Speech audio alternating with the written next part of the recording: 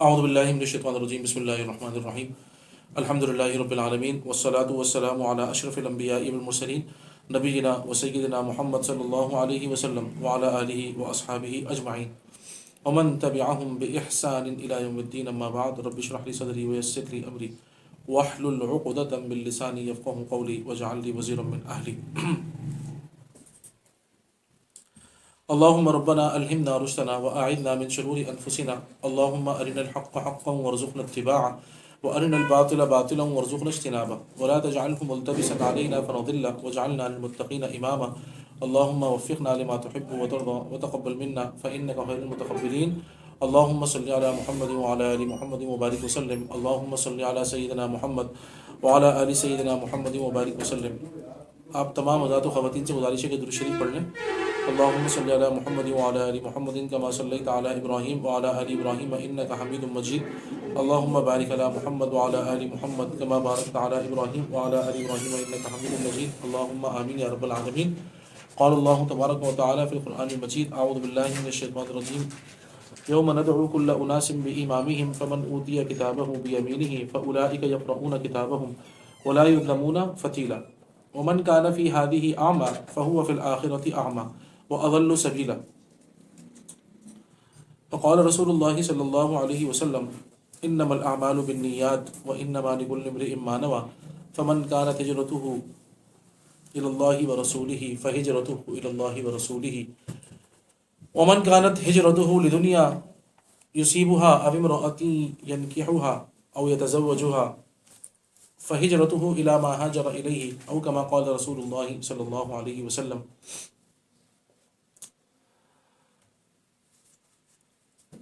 آپ تمام حضرات و خواتین سے گزارش ہے درود شریف پڑھ لیں۔ اللہم صلی علی محمد وعلی آل محمد کما صلیت علی ابراہیم وعلی آل ابراہیم انک حمید مجید، اللہم بارک علی محمد وعلی آل محمد کما بارکت علی ابراہیم وعلی آل ابراہیم انک حمید مجید، اللہم آمین یا رب العالمین۔ سب سے پہلے تو میں اپنے حق میں بھی اور آپ سب کے لیے بھی اللہ تعالیٰ سے کہ بارگاہ میں دعا گو ہوں، اللہم بارک لنا فی شعبان وبلغنا رمضان، اللہ تعالیٰ ہم سب کو برکتیں عطا فرما شعبان کے مہینے میں اور ہمیں رمضان تک پہنچا۔ چند باتیں آپ کو پتہ ہے، جیسے کہ آج کی جو رات ہے وہ 15 شعبان کی رات ہے، اور 15 شعبان جس کو ہم نصف شعبان بھی کہتے ہیں اور شب براءت کہتے ہیں، تو بہت سارے لوگ اس کو شب برات کہتے ہیں، برات نہیں ہے، شب براءت۔ تو جیسے آپ نے سورۃ توبہ پڑھا نا، براءۃ من اللہ ورسولہ، براءت کا مطلب ہوتا ہے بیزاری کا اظہار کرنا، ڈینائی کرنا، بیزاری، I have nothing to do with, یہ مطلب ہوتا ہے براءت کا۔ تو براءت، شب براءت کا مطلب اصل میں یہ ہوتا ہے کہ وہ گناہ کے جس سے اللہ تعالیٰ براءت کا اظہار کر دیتے ہیں ہمارے گناہوں سے، ٹھیک ہے نا۔ اگر ہم شب براءت کہیں تو اس کا مین مقصد کیا ہوگا، یعنی کہ اللہ تعالیٰ ہمیں بری کر دیتے ہیں، براءت ہو جاتی ہے ہماری سارے گناہوں سے، یعنی کہ سارے گناہوں کی معافی ہو جاتی ہے، ٹھیک ہے نا۔ تو اسی لیے شب براءت وہ رات کے جس میں سارے گناہوں سے انسان آزاد ہو جائے گا، ٹھیک ہے نا۔ ایک تو یہ بات ہے جو اس کا مطلب ہے۔ بہرحال اس کی کیا حقیقت ہے ہم تھوڑا سا اس حوالے سے بات کریں گے آج، بہت ضروری ہے، ٹھیک ہے نا۔ خاص طور پہ نوجوان طبقہ ہے اور ہمارا، بلکہ کوئی بھی طبقہ ہو اب تو، کیونکہ سوشل میڈیا اب ایسا پلیٹ فارم ہے کہ جہاں پر لوگ مختلف لوگوں کو سن رہے ہیں، مختلف لوگوں سے استفادہ کر رہے ہیں۔ تو میں نے آپ کے سامنے اسی لیے آیت بھی پڑھی ہے، وہ آیت بہت اہم ہے، یوم ندعو کل اناس بامامہم، یہ سورہ بنی اسرائیل کی آیت نمبر 71 ہے، آیت نمبر 71 سورہ بنی اسرائیل کی، کہ اس دن یاد رکھو کہ جب ہم تمام انسانوں کو ان کے اماموں کے بِإِمَامِهِمْ یعنی ان کے اعمال ناموں کے ساتھ بلائیں گے، فمن اوتی کتابہ بیمینہ، پھر جنہیں ان کا اعمال نامہ ان کے دائیں میں ہاتھ میں دیا جائے گا، فاولئک یقرؤون کتابہم، تو وہ اپنے نامہ اعمال کو پڑھیں گے، اور ولا یظلمون فتیلا، اور ان پر دھاگے کے برابر بھی ظلم نہیں ہوگا۔ ومن کان فی ہذہ اعمی، اور جو شخص دنیا میں اندھا رہا، فہو فی الآخرۃ اعمی، وہ آخرت میں بھی اندھا ہو جائے گا، اندھا رہے گا، بلکہ راستے سے اور زیادہ، وہو فی الاعمی واضل سبیلا، بلکہ صحیح حق کے راستے سے، سچے راستے سے اور بہت زیادہ دور ہو جائے گا اور بھٹکا ہوا ہوگا، بھٹکا ہوا رہے گا آخرت میں بھی۔ جو دنیا میں بھٹکا ہوا رہا ہے وہ آخرت میں بھی بھٹکا ہوا رہے گا۔ اور جس کو دنیا میں ہدایت نصیب ہو گئی، صحیح راستے پہ وہ آ گیا، تو وہ آخرت میں بھی اس کے لیے معاملات بہت آسان ہو جائیں گے۔ تو ایک تو یہ بہت زیادہ اہم آیت ہے، اور دوسرا میں نے آپ کے سامنے ایک اور چیز پڑھی ہے جو کہ حدیث ہے، بخاری مسلم کی متفق علیہ حدیث ہے۔ اللہ کے رسول صلی اللہ علیہ وسلم فرماتے ہیں انما الاعمال بالنیات، اعمال کا دار و مدار نیتوں پر ہے، ٹھیک ہے نا، اور وانما لکل امرئ ما نوى، انسان وہی کچھ پاتا ہے جو اس نے نیت کی ہوتی ہے۔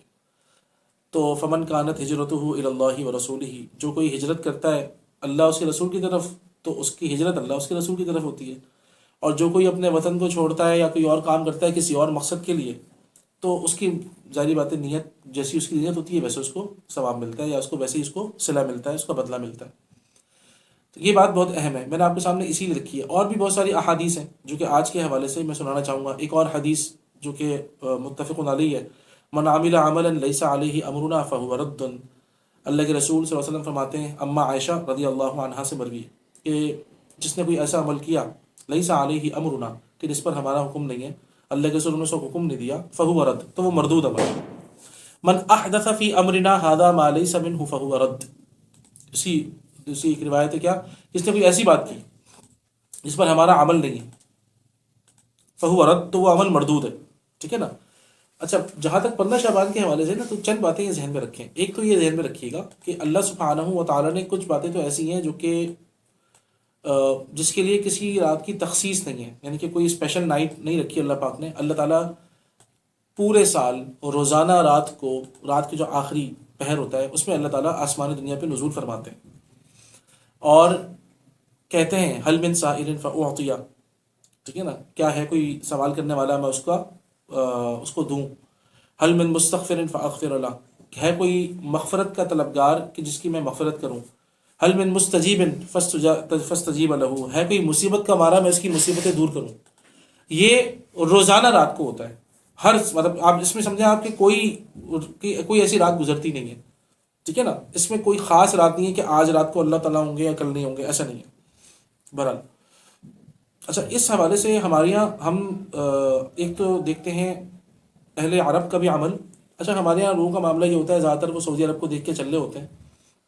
یاد رکھیے، جب ہم اہل عرب کی بات کرتے ہیں تو اس میں صرف سعودی عرب نہیں ہے، اس میں پورا عرب ورلڈ ہے، اس میں شام بھی ہے، اس میں مصر بھی ہے، ٹھیک ہے نا، اس میں لبنان بھی ہے، اور مصر، شام، لبنان، یمن، بحرین، بہت بڑے بڑے علماء ہیں یہاں پر، صرف ایک سعودی عرب میں علماء نہیں ہے، پورے عرب ورلڈ میں علماء ہیں، یہ ذہن میں رکھیے گا، ٹھیک ہے نا۔ تو وہ ڈائیورسٹی کے حوالے سے میں آپ کو بتا رہا ہوں کہ کہیں ایسا نہ ہو کہ انسان کسی ایک سوچ کے اندر اپنے آپ کو محدود کر کے جو برکات ہیں اس سے بھی محروم ہو جائے۔ اور میں آپ کو خاص طور پہ آج 3 ٹرمز سے سمجھ لیں ہمارے دین کے اندر جو بہت ضروری ہے، وہ ہمیں سمجھنا ضروری ہے۔ سب سے پہلی ٹرم کا نام ہے، اسے ہم کہتے ہیں افراط، الف فا را الف اور تو، افراط، جس کو ہم اردو میں کہتے ہیں افراد۔ افراط کا مطلب ہوتا ہے زیادتی کرنا، you do something more than the requirement, it was not required actually and you did that, ٹھیک ہے نا، وہ یہ ریکوائرڈ بالکل بھی نہیں تھا اور آپ نے کر دیا، اور آپ نے زیادہ کیا، اتنا کیا کہ وہ ریکوائرڈ ہی نہیں تھا۔ ایک تو یہ۔ دوسرا ہوتا ہے تفریط۔ تفریط کا مطلب ہوتا ہے کمی کرنا، to do less than the required, جتنی ضرورت تھی کرنے کی وہ بھی نہیں کیا۔ اور تیسری چیز ہوتی ہے جسے ہم کہتے ہیں اعتدال، بیلنس، جتنا ریکوائرڈ تھا اتنا کر لیا، بس، نہ زیادتی کی اور نہ کمی کی۔ اللہ تعالیٰ نے ہمیں امت اعتدال بنایا ہے۔ امت اعتدال، اللہ تعالیٰ فرماتے ہیں سورۃ البقرہ میں، وَكَذَلِكَ جَعَلْنَاكُمْ أُمَّةً وَسَطًا، اور اسی طریقے سے ہم نے آپ لوگوں کو بنایا ہے امت وسط، یعنی کہ درمیانی امت۔ اور درمیانی امت سے مراد ایک تو یہ ہے کہ رسول اللہ صلی اللہ علیہ وسلم اور قیامت کے درمیانی امت۔ دوسرا، اس امت کا ہر معاملہ درمیانہ ہے، اعتدال پر ہے، بیلنس پر ہے۔ یہ امت زیادتی والی نہیں ہے۔ کیسے؟ یہود و نصارہ زیادتی والے ہیں، یہودیوں نے حضرت عزیر کو اللہ کا بیٹا بنا دیا، عیسائیوں نے حضرت عیسیٰ کو بیٹا بنا دیا، ٹھیک ہے نا۔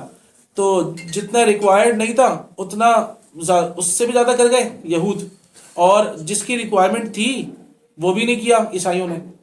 تو ہمارے یہاں آپ دیکھیں گے بہت سارے لوگ ہیں جو دین کا کوئی بھی معاملہ ہو، کوئی بھی ہمارا ایونٹ آئے، اس کے اندر شیطان کی بھی کوشش پوری پوری یہی ہوتی ہے کہ انسانوں کی عظیم اکثریت افراد یا تفریط میں مبتلا ہو جائے، یا تو زیادتی کر جائے یا کمی رہ جائے، اور اعتدال سے یہ امت محروم ہو جائے، کیونکہ اعتدال ہی صراط مستقیم ہے. ٹھیک ہے نا؟ اعتدال والا راستہ ہمیں جنت کی طرف لے کے جائے گا، یہ ذہن میں رکھیں. ٹھیک ہے نا؟ تو اسی لیے ہمیں یہ سمجھنا ہوگا کہ آج کی رات کے حوالے سے بھی ان تینوں میں سے کیا معاملہ کرنا چاہیے. ایک ہے افراد. افراد کیا ہے؟ قبرستان جانا لازمی ہے، اور خوب اچھے اچھے کھانے بنانا، اور خوب مطلب خاص طور پہ تیاری کر کے نہانا دھونا، خوشبو لگانا، اہتمام سے مسجد جانا، اور اپنے بچوں کو بھی اور اجتماعی طور پہ سب کو لے کے جانا. پھر قبرستان جانے کو لازم سمجھنا.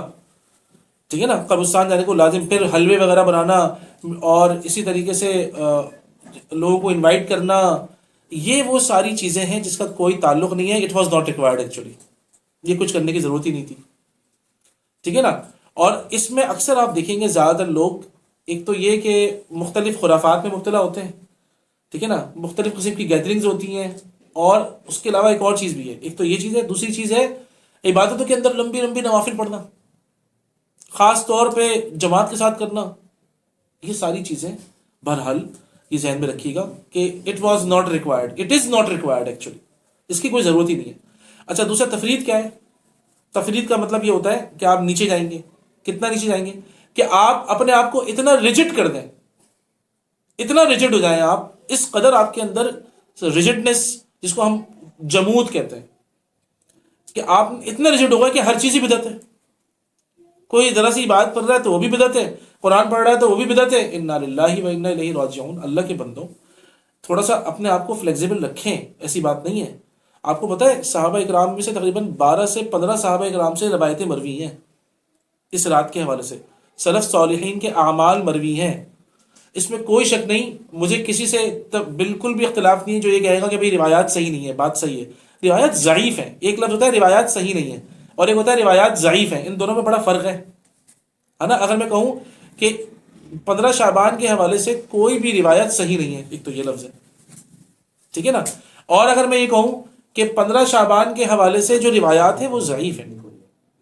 ٹھیک ہے نا؟ ان دونوں الفاظ میں بڑا فرق ہے، یہ ذہن میں رکھیے گا. تو 15 شعبان کے حوالے سے میں آپ دوبارہ ریپیٹ کر رہا ہوں، غور سے سنیں. 15 شعبان کے حوالے سے میں کہتا ہوں کہ روایات صحیح نہیں ہے.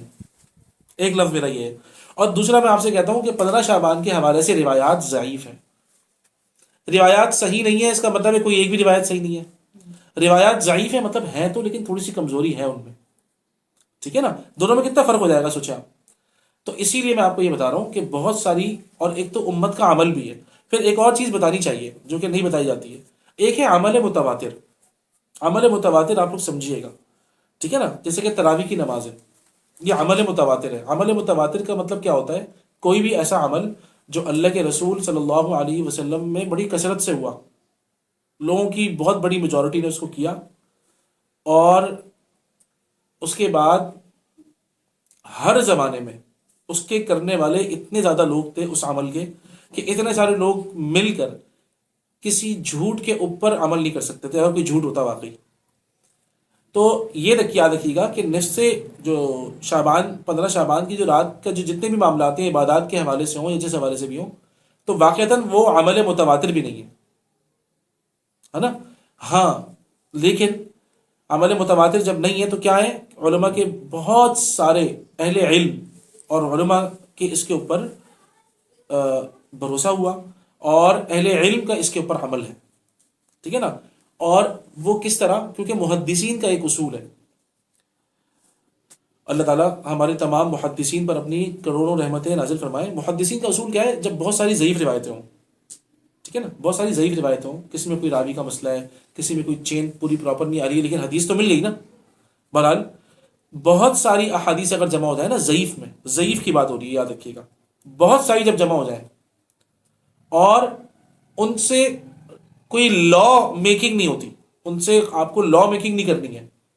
لا میکنگ کے اندر اسلامی شریعہ، اسلامک لا کے اندر تو آپ کو صحیح روایت چاہیے کہ جس میں آپ کو کوئی شبے کی گنجائش ہی نہ ہو، ہے نا، اس میں کوئی ذوف ہی نہ ہو، کیونکہ یہ لا میکنگ ہے، وہ سب کے اوپر وہ قانون چلے گا. جہاں لا کی بات نہیں ہے، جہاں اعمال کی بات ہے، تو وہاں پر خود محدثین نے اپنا ایک اصول یہی بنایا کہ اس کو ہلکا رکھا معاملہ۔ وہ احادیث جو کہ اعمال کے حوالے سے ترغیب دلانے والی ہے نا، موٹیویشن، ہم کہتے ہیں نا بھائی موٹیویشن، اصل تو موٹیویشنل اسپیکرز بہت ہوتے ہیں، تو موٹیویشن کے لیے اگر احادیث ہوں اور ان میں تھوڑا سا ضعف بھی ہو تو عمل کرنے میں کوئی حرج نہیں ہے، اساتذہ سے پوچھ کر۔ کیوں؟ کیونکہ ایک عام آدمی ڈیپینڈ کرے گا علماء کے اوپر، ایک عام آدمی کا علم تھوڑی اتنا کہ وہ قرآن و حدیث سے رجوع کر سکے یا قرآن و حدیث کی باریکیوں کو سمجھ سکے۔ تو اس عام آدمی کے لیے کیا ہے کہ وہ تقلید کرے، وہ اپنے تقلید سے مراد کیا ہے، اتباع کرے، اپنے ٹیچرز کو فالو کرے، جیسے کہ ایک اسٹوڈنٹ اپنے ٹیچرز کو فالو کرتا ہے، تو عام آدمی علماء کو فالو کرے۔ اب اس کے اندر علماء کی بہت بڑی ذمہ داری ہے کہ علماء عوام الناس کو صحیح راستے پہ ڈالیں، ٹھیک ہے نا۔ تو آج کی رات کے حوالے سے میں آپ کو چند باتیں صرف بتا دیتا ہوں۔ نمبر ایک یہ کہ ایک تو فجر عشاء کی نماز جماعت سے پڑھیں اور فجر کی نماز جماعت سے پڑھیں، ٹھیک ہے جی۔ اللہ کے رسول صلی اللہ علیہ وسلم فرماتے ہیں جس نے عشاء اور فجر جماعت سے پڑھی اس کی پوری رات عبادت میں لکھی جاتی ہے۔ دوسرا، اللہ تعالیٰ کی نافرمانی سے ویسے بھی بچنا چاہیے، آج خاص اہتمام کر لیں، کیا خیال ہے؟ اللہ تعالیٰ موقع دے رہا ہے ایک، خاص اہتمام سے گناہوں سے بچ جائیں۔ سب سے بڑی نیکی پتہ ہے کیا ہے؟ گناہ سے بچنا۔ ہم جن خرافات میں پورا سال مبتلا ہوتے ہیں تو وہ خرافات کو چھوڑ دیں۔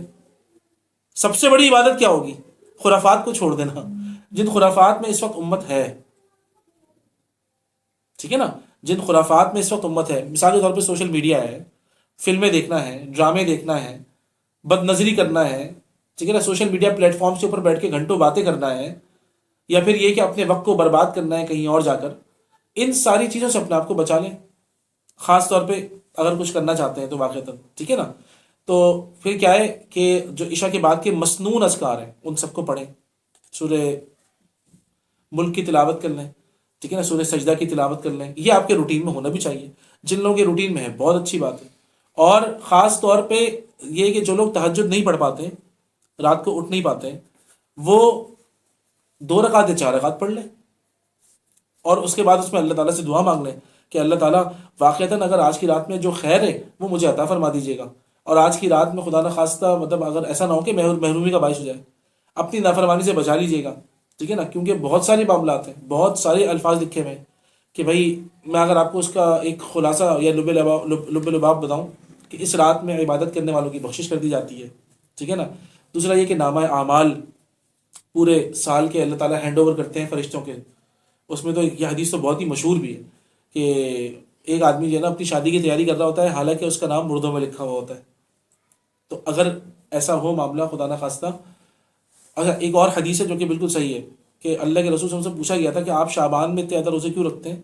تو آپ نے فرمایا تھا کہ اس مہینے میں ہی پورے سال میں جو آنے والے ایونٹس جتنے ہیں کسی بھی انسان کے، میرے آپ کے ہم سب کے، وہ فرشتوں کو ہینڈ اوور کیے جاتے ہیں اللہ کی طرف سے، ٹھیک ہے نا۔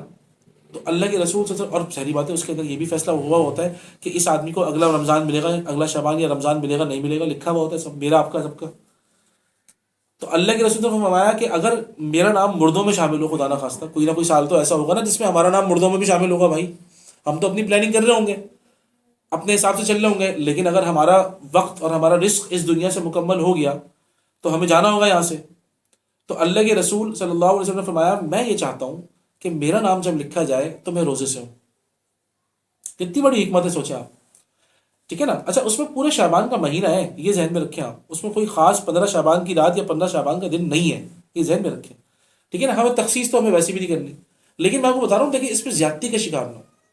زیادتی کیا ہو جائے گی؟ دونوں طرف سے زیادتی ہوگی، اتنی زیادتی کہ بھائی قبرستان جائے بغیر چارہ نہیں ہے، چراغاں، پٹاخے اور اس طریقے سے حلوے اور یہ بریانیاں فلانا دھماکہ، اس طرح کے خرافات کے بغیر چارہ ہی نہیں ہے، سیلیبریشن ہو رہی ہے، it's all rubbish, it's all wrong, it has nothing to do with سننا۔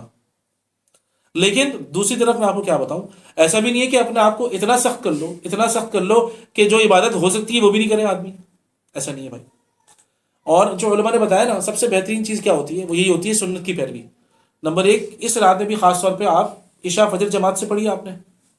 دوسرا، اس رات میں آپ خیر و برکت چاہیے نا، بھائی کچھ تھوڑا سا خرچ کر دیں اللہ کی راہ میں، 10 روپے خرچ کر دیں اللہ کی راہ میں۔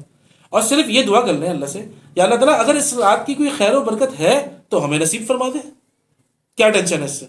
کوئی ٹینشن نہیں ہے، ٹھیک ہے جی۔ اسی طریقے سے 15 رمضان المبارک کا روزہ رکھنا صبح میں، 15 شعبان، عفواً 15 شعبان کا روزہ رکھنا خاص طور پر۔ اب اس کا معاملہ کیا ہے کہ ایک انسان جو ہے وہ شعبان کا کوئی اور روزہ رکھ ہی نہیں رہا سوائے 15 شعبان کے، تو دیکھیں یہ کیا ہوا، یہ غلط عمل ہے، ایسا نہیں کرنا چاہیے۔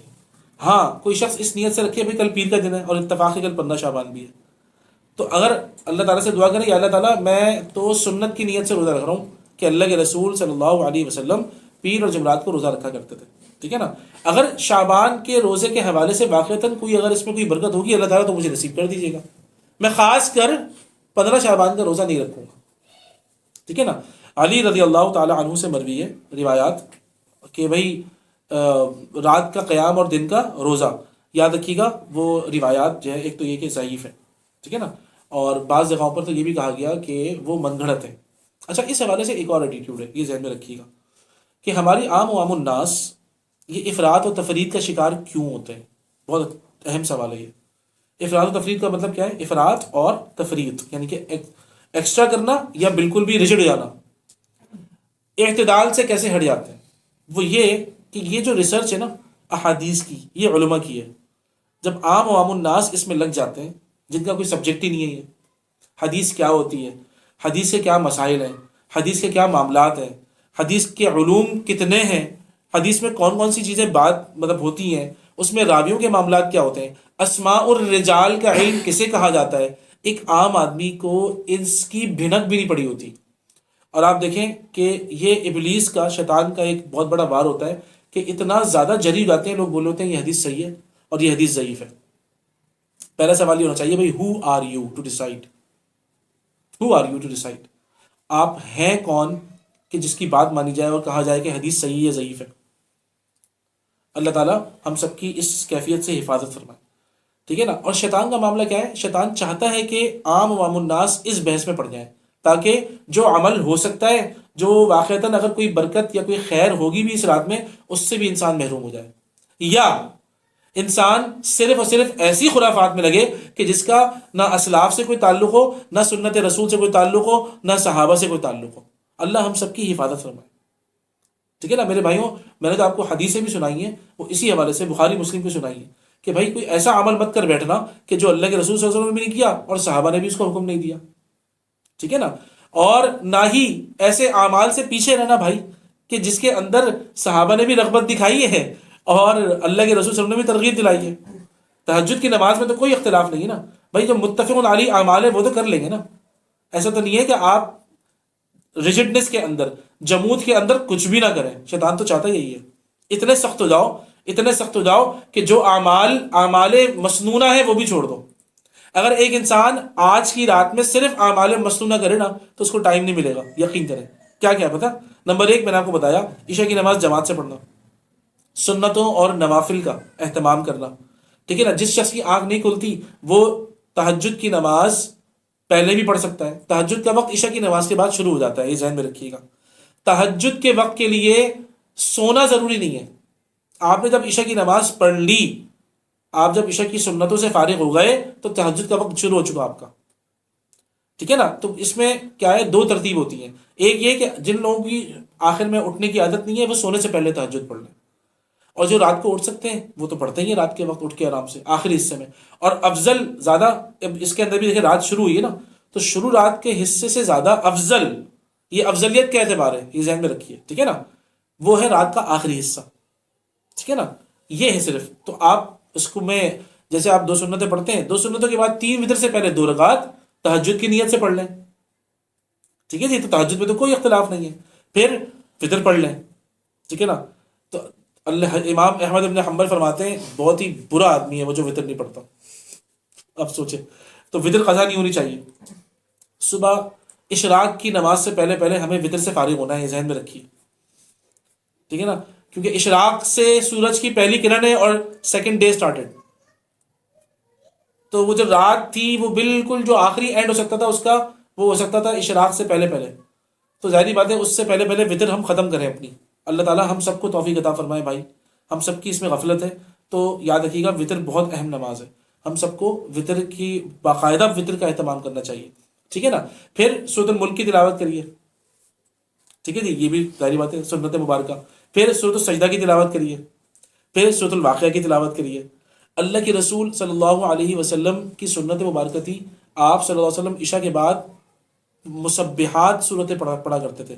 5 وہ صورتیں جو کہ سبح یسبح سے شروع ہوتی ہیں، سبح للہ اور یسبح للہ، آپ وہ پڑھ لیں. یہ بھی تو سنتیں ہیں ساری. اب آپ کے پاس ٹائم نہیں بچے گا، پھر کیا؟ فضول گفتگو نہ کریے، اپنے آپ کو فضول گفتگو میں نہ لگائیں، خرافات میں نہ لگائیں، سوشل میڈیا میں نہ لگائیں، موویز نہ دیکھیں، غیبتیں نہ کریں، جھوٹ نہ بولیں، بد نظری نہ کریں، گانے نہ سنیں، ٹھیک ہے نا. اسی طریقے سے الٹی سیدھی جو گیدرنگ ہوتی ہیں ان سب سے اپنے آپ کو بچا لیں اور جا کے سو جائیں. اس نیت سے سو جائیں کہ صبح فجر کی نماز جماعت سے پڑھنی ہے. صبح فجر کی نماز مسجد میں جماعت سے پڑھیں، سنتیں پہلے پڑھیں گھر میں، یا مسجد جا کے سنتیں پڑھ لیں. وہ سنتیں دنیا اور اس میں جو کچھ ہے ان سب چیزوں سے بہتر ہے. تو یہ اگر آپ پیکج فالو کر لیں، آپ یقین کریے یہ رات کی ساری خیر شامل ہو گئی. اور میں نے آپ کو بتایا کہ اس میں کیا کریں، تھوڑا سا صدقہ خیرات کر دیں، اگر کوئی برکت ہوگی. میں نے آپ کو بتایا نا، یا اللہ سے دعا مانگ لیں، یا اللہ کوئی اس رات کی خیر و برکت ہے تو مجھے عطا فرما دے، مجھے گناہوں سے بچا لے. سب سے بڑی خیر و برکت کیا ہے؟ گناہوں سے بچنا. اللہ مجھے گناہوں سے بچا لے، ٹھیک ہے نا. تو یہ یاد رکھیے گا، اپنے آپ کو اس قدر سخت نہ کریں، خدا کا واسطہ ہے. یہ ہے تفرید. تو راہ اعتدال کیا ہوگی؟ راہ اعتدال راہ سنت رسول صلی اللہ علیہ وسلم ہے، ٹھیک ہے جی. کہ ہم نہ ہی وہ ایک تو، اور آپ صلی اللہ علیہ وسلم سے بھی جو مروی ہے جانا قبرستان، وہ تو زندگی میں ایک ہی مرتبہ جانا مروی ہے بس. اچھا، قبرستان جانا میں آپ کو بتا دوں اس میں بھی 2 کیفیات ہیں. قبرستان جانا ممنوع بھی ہے اور مشروع بھی ہے، اس بات کو سمجھیے. قبرستان جانا ممنوع بھی ہے، مشروع بھی ہے. پہلے مشروع غلط ہے. مشروع مطلب ہماری شریعت میں ہے، شریعت میں قبرستان جانا ہے بھی اور شریعت میں منع بھی ہے. تو مشروع یعنی کہ شریعت میں کب ہے، ممنوع منع کب ہے. مشروع کب ہے؟ کہ جب انسان قبرستان اپنی آخرت کی فکر کے حوالے سے جائے. اپنی آخرت کی فکر کے حوالے سے انسان جائے، اللہ کو یاد کرے اپنے آپ قبر. کیونکہ اللہ کے رسول صلی اللہ علیہ وسلم نے فرمایا کہ کثرت سے یاد کیا کرو موت کو، لذتوں کو توڑنے والی شے موت ہوتی ہے، سو کثرت سے یاد کرو. پھر دلوں کا زنگ، موت کی یاد سے دلوں کا زنگ بھی دور ہوتا ہے، ٹھیک ہے نا. یہ جو ہم کہتے ہیں بار بار کمپلین کرتے ہیں ہمارا دل نہیں چاہتا، دل نہیں چاہتا، ذرا قبر کے سامنے کھڑے ہو جائیں تو وہاں دل چاہے گا پھر انشاءاللہ، ٹھیک ہے نا. قبر کے پاس جا کے انسان کو اللہ یاد آ جاتا ہے واقعتاً. تو یہ تو مشروع ہے. ممنوع کب ہے؟ قبر پہ جانا، مستقل قبرستان جانا نمبر 1، اور پھول چڑھانا، چادریں چڑھانا، اور جناب وہ مردوں سے مانگنا، نعوذ باللہ من ذالک، یہ ساری چیزیں ممنوع ہیں. قبر کی طرف منہ کر کے دعائیں مانگنا، اور اسی طریقے سے یہ وہ ساری چیزیں جو کہ اس سے ہماری شریعت سے کوئی تعلق ہی نہیں ہے، تو یہ ممنوع ہے. تو مشروع بھی ہے، ممنوع بھی ہے. تو یاد رکھیے اگر ہم شریعت کی بات کریں تو رسول اللہ صلی اللہ علیہ وسلم تو زندگی میں ایک ہی مرتبہ گئے تھے بس، اور تو کبھی نہیں گئے آپ صلی اللہ علیہ وسلم. اور وہ بھی روایت ضعیف ہے، یاد رکھیے روایت ہے. میں نے کیا بتایا؟ وہ روایت نہیں ہے، میں نے یہ نہیں کہا، میں نے کہا وہ روایت ضعیف ہے، مطلب روایت موجود ہے، ضعیف ہے، اس میں کوئی شک نہیں ہے ضعیف ہے، لیکن زندگی میں ایک ہی مرتبہ کی ہے. تو اس کے بعد تو پھر دوبارہ اچھا، اور پھر اس کے بعد ہمیں جو کسی اور عمل سے تو پتہ لگتا ہے. میں نے آپ کو عمل متواتر بتایا تھا. عمل متواتر آپ صلی اللہ علیہ وسلم کے زمانے میں سب سے زیادہ ہوا. پھر آپ صلی اللہ علیہ وسلم کے زمانے سے لے کے آج تک ہر زمانے میں ہوتا چلا آ رہا ہے، میکسیمم میجورٹی لوگوں کی کرتی ہے. اس عمل میں اگر یہ عمل متواتر ہوتا تو یہ دلیل ہوتی بہت بڑی. یہ عمل متواتر بھی نہیں ہے، مطلب ہمیں کسی صحابی سے عمل نہیں ملتا قبرستان جانا 15 شعبان کو.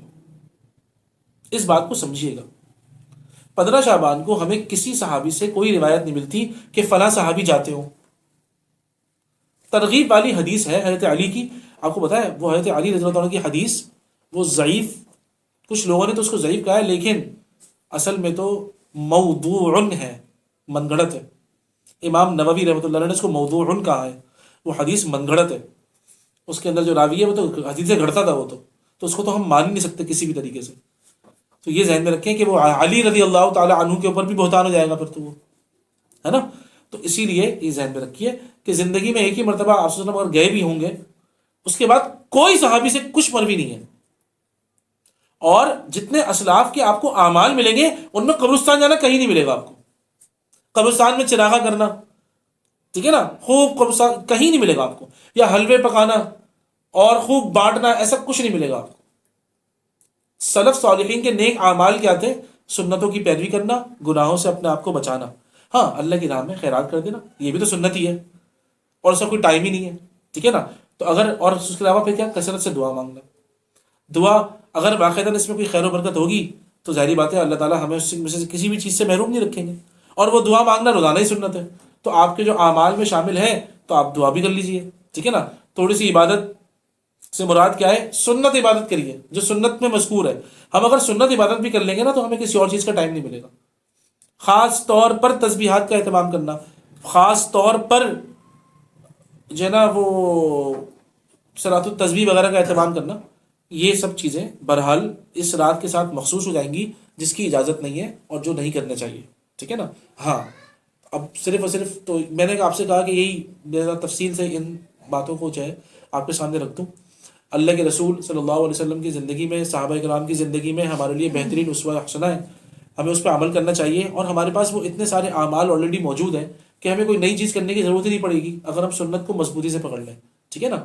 تو یاد رکھیے کہ کہیں ایسا نہ ہو ہم، اللہ تعالیٰ ہمیں افراط اور تفرید سے بچائے، ایکسٹرا کرنے سے بھی بچائے، اور ایسا بھی نہ ہو کہ ہم اتنے سخت ہو جائیں کہ جو چیز ریکوائرڈ تھی، جو ہم کر سکتے تھے، ہم نے وہ بھی چھوڑ دی، اس مطلب سمجھے آپ کے نا وہ ایز اے ریئیکشن کے طور پر ہم اتنے سخت ہو گئے کہ ہم نے چل کر دیا، سمجھے آپ، وہ چل آؤٹ کیا ہم نے کہ کچھ ثابت نہیں ہے چل آؤٹ کرو، اٹس رانگ، اٹس رانگ۔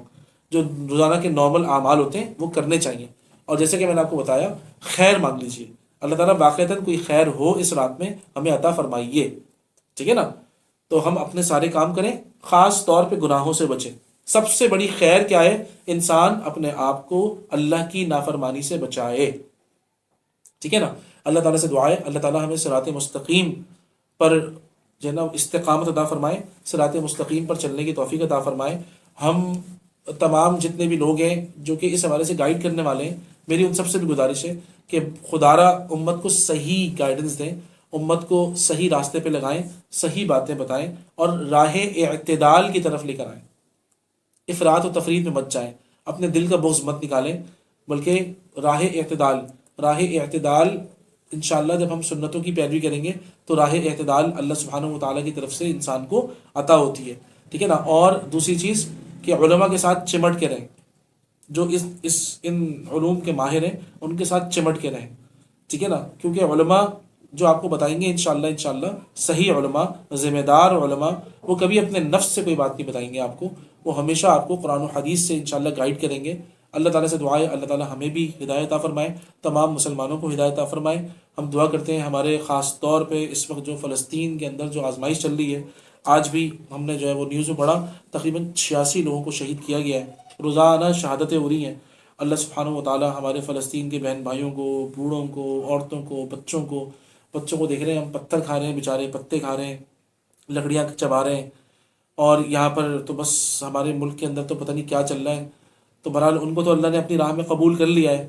ایمان والوں کے لیے یاد رکھیے گا شہادت سے بڑھ کے کوئی رتبہ ہی نہیں ہے، ایمان والوں کے لیے شہادت تو مبارکباد ہے، لیکن جو ظلم اور جو بربریت چل رہی ہے، آپ اندازہ کر سکتے ہیں کہ انسان مومن ایسا نہیں ہوتا کہ بس وہ شہادت کے اوپر اکتفا کر کے بیٹھے گا، نہیں، وہ ظلم کو اپنے جتنا اس کا زور ہے، جہاں تک وہ اس کو روک سکتا ہے، اپنے اوپر ہونے والے ظلم کو وہ روکے گا، اور ظالم کا بھی ہاتھ پکڑے گا، جیسے کہ اللہ کے رسول صلی اللہ علیہ وسلم نے فرمایا انصر اخاک ظالما او مظلوما، اپنے بھائی کی مدد کرو، ظالم ہو یا مظلوم ہو۔ صحابہ نے پوچھا یا رسول اللہ مظلوم تو سمجھ میں آتا ہے جس پہ ظلم ہوا ہے، تو آپ چلو اس کی تو مدد کریں گے، ظالم کی کیسے مدد ہوگی؟ آپ صلی اللہ علیہ وسلم نے فرمایا اس کا ہاتھ روک کر، اس کا ہاتھ پکڑ کر، اس کو ظلم سے روک کر، یہ اس کی مدد ہے۔ تو بہرحال یہاں تو خیر صہیونی بدماش، پوری دنیا کے بدماش وہ اس وقت قابض ہو رہے ہیں اور مسلمانوں کی نسل کشی میں لگے ہوئے ہیں۔ اللہ تعالیٰ ہمارے بہن بھائیوں کی مدد فرمائے، اللہ سبحانہ و تعالیٰ غیب سے ان کی مدد فرمائے، جو شہادتیں ہو رہی ہیں اللہ ان کو قبول فرمائے، اور اللہ سبحانہ و تعالیٰ ہمارا کوئی دن ایسا نہ ہو جو ہم ان کو دعاؤں میں یاد نہ رکھیں، اور سب سے بڑی چیز یہ ہے کہ اس کے حوالے سے جتنی خرافات اس وقت دنیا میں چل رہی ہیں، اللہ تعالیٰ ہم سب کو ان خرافات سے بچا لے، بھلے وہ پی ایس ایل کے نام پر ہو، کرکٹ کے نام پر ہو، ناچ گانے کے نام پر ہو، یا کسی بھی حوالے سے ہو، اللہ تعالیٰ ان تمام خرافات سے ہمیں بچائے، کیونکہ یہ وہ خرافات ہیں، یاد رکھیے گا کہ اس میں پھر انسان جو ہے نا وہ کہیں کا نہیں رہتا. تو اللہ تعالیٰ ہم سب کو ان ساری خرافات سے بچائے، ہمیں مکمل ایسی لعنتوں کو ہمیشہ اپنی زندگی سے نکالنے کی توفیق عطا فرمائے. اقول قولی هذا واستغفر الله لي ولكم ولسائر المسلمين فاستغفروه انه هو الغفور الرحيم. جزاكم الله احسن جزاء في الدنيا والاخره. سبحانك اللهم وبحمدك نشهد ان لا اله الا انت نستغفرك ونتوب اليك. السلام علیکم ورحمۃ اللہ وبرکاتہ.